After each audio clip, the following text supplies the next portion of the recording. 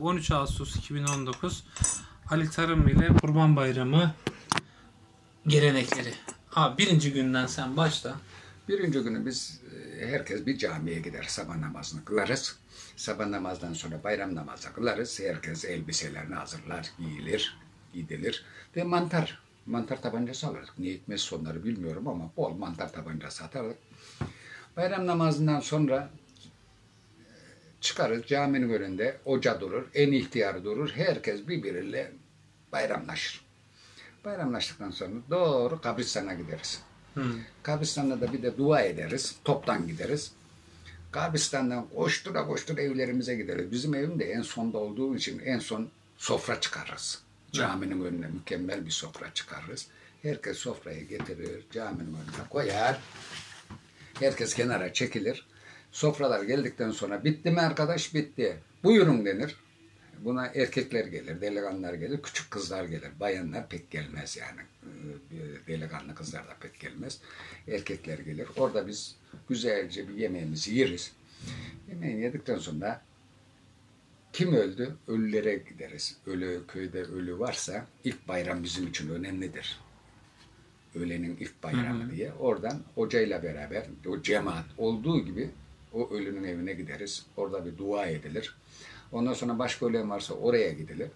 Ondan sonra grup dağıtılır. Herkes kendi baranasıyla, kendi öğrüyle ev atlamadan herkes birbiriyle bayramlaşırdı. Evet. İkinci günü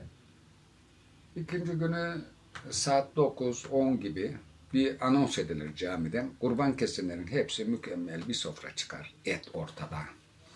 Et yemeğe, çorba. Et yemeği ağırlıklı olur. Öbürü pek yemek koyulmaz yani onlara.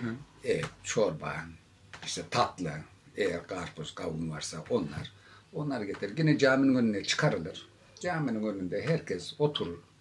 Güzelce bir et yeriz. Şeyler yaparız. Bu etin şey yapması güzel oluyor. Neden? Kesmeyenler de gelebiliyor. Misafirler, yolcular, çobanlar. Evet. Onlar da et yerler hiç olmasa.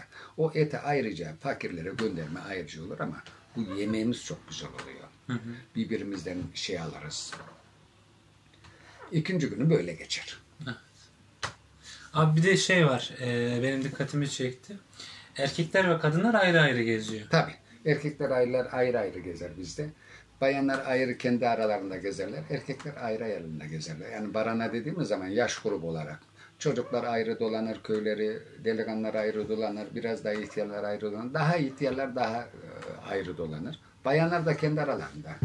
Küçük kızlar, delikanlı kızlar, evliler onlar dolanır.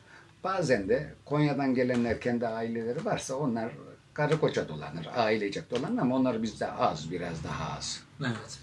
Bir de şeyi fark ettim ben gezerken. Herkesin elinde bir poşet var.